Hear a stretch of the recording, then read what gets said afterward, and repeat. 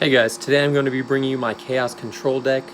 I'm going to go through it. There's a few things I don't like about it. I'm going to point them out, and if you guys have any kind of suggestions or anything that you think would make it better, please throw them out. I would really like to hear what's going on. I really like the discussion that happens in the comments. The only reason I do this actually is to get those discussions. I don't care for GOAT format really, but I love old Yu-Gi-Oh! I'm more of a collector, but I just love old Yu-Gi-Oh! And being able to play the game as I recognize it. Anyways, enough of that. I will start out with the traps. I run one Torrent, one Ring of Destruction, best trap card in the format. Just throwing that out right now. 2 Raigeki Breaks, 2 Trap Dust Shoot, and 3 Solemn Judgments. Now, I'm going to start with Solemn Judgment being the first card that I don't care for. By itself, Solemn is kind of an underwhelming card, in my opinion. It doesn't do a whole lot. I would like to swap this out for potentially a second copy of My Body as a Shield. I do run 1 copy. Or maybe another Trap Dust Shoot. I don't know what to do with it. I don't run Mirror Force or Sakuretsu Armors. My monsters are pretty strong. I don't see them getting in combat too often.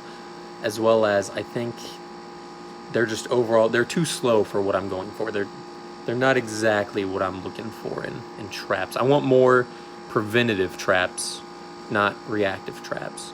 So that's why I had Solemn. Obviously, it's the best preventative trap in the game, but it's awkward by itself. And I really only like Solemn in this format when I'm running like Mask of Darkness to be able to back it up. I don't run Mask of Darkness in this deck. Obviously, Solemn's good without Mask of Darkness, but Solemn's good as a lockdown card. Like in Teledad format, for example, it was good when you had Solemn backing up like Royal Oppression to protect the oppression or just stop big plays. GOAT format, it can stop big plays, but doesn't do that so often. So if you have any suggestions for a trap lineup, please throw that out. A little awkward, but I do like heavier trap lineups in this type of deck. Moving on to spells, I'm running 3 Book of Moon. Best spell card, saves my deck from Kaikus, King Tigers, which actually doesn't really affect me, but anything of that sort can make my Chaos Sorcerers stronger than Monarchs, or I don't know, really anything. Obviously, Book of Moon it does everything. Not much to say about Book of Moon. I would be willing to drop it down to 2, but as of right now, I do like 3 copies because I'm also not running Tsukiyomi, and you'll see why coming up, but 3 Book of Moons, Graceful Charity, Pot of Greed duo, not much to say. The 4th power card, Card Destruction, and then 1 heavy, 1 MST, 1 My Body, and 1 Snatch Steal.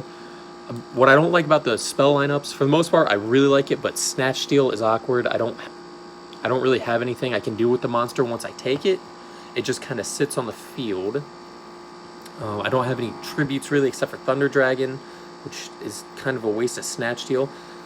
If you'll notice, I also don't run Nobleman of Crossout. Nobleman of Crossout to me is a very good side deck card, but main deck, because I also don't run that Tsukiyomi to make it a little bit more consistent, I don't find it great. I hate running Nobleman and then running into Zoo or any kind of just beat down deck or stun deck, and it's a dead card.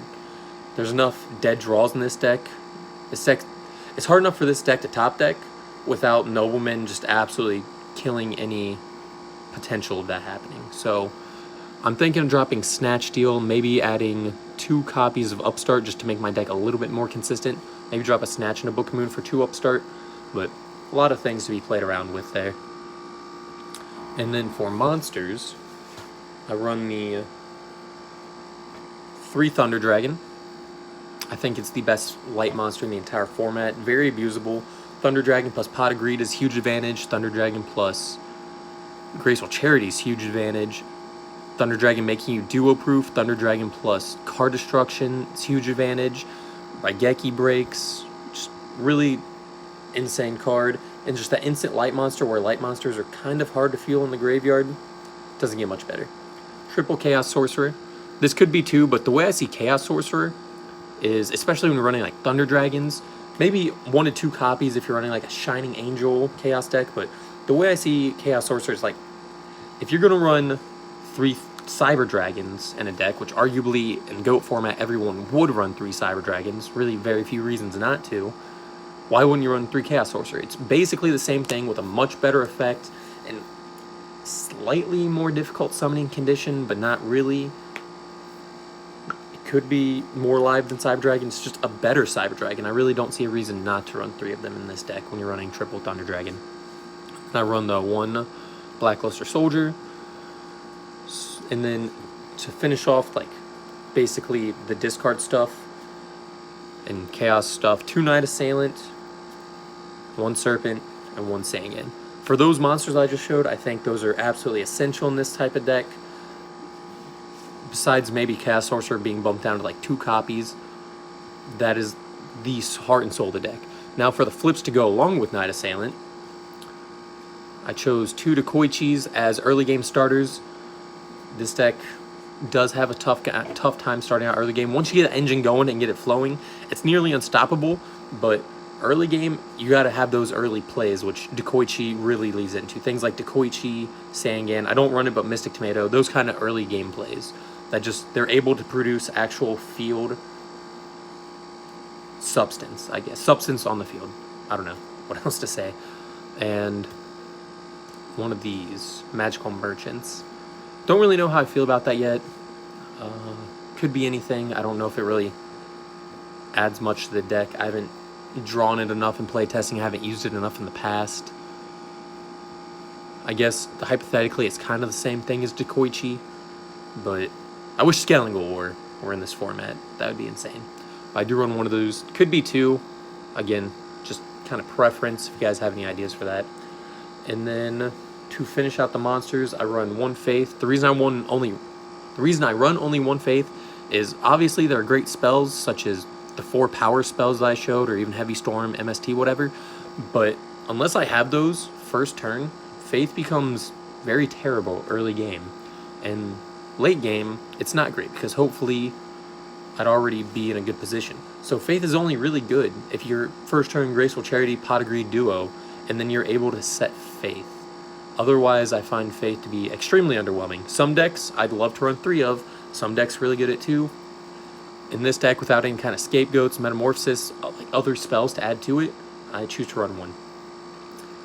1 Azura Priest, good attack, great effect, puts the enemy in really weird positions where I can just summon and keep attacking, but they might have a monster strong enough to attack over it, but they aren't able to, obviously, because being a spirit is just, it can be very powerful.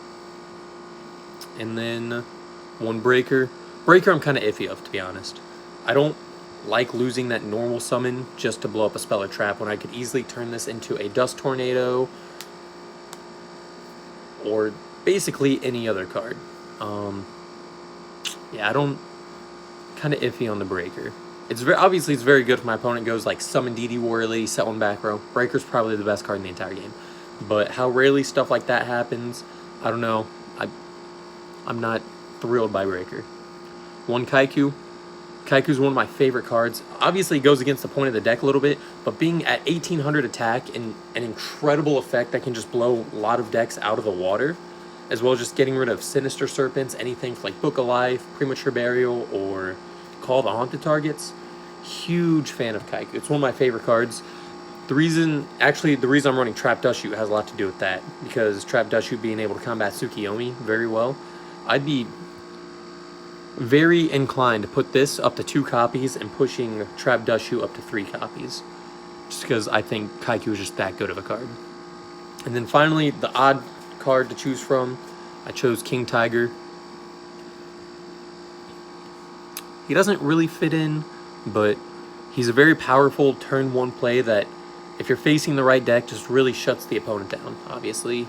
Being able to play around Tsukiyomis, Scapegoats, and every card that he normally plays around. It's a very powerful effect, good stats. Really nothing to complain about there. So my real question about the monster lineup is going to be with the Breaker. I don't know how I feel about that. Magician of Faith. Again, don't know how I feel about that. And Magical Merchant. If I could find abusable, good substitutes for these cards, I'd throw them in. These are the ones that really just keep kind of clogging up my hand as I play the game. But that is my Chaos Control deck. Let me know what you think and leave comments. Like and subscribe. Thanks, guys.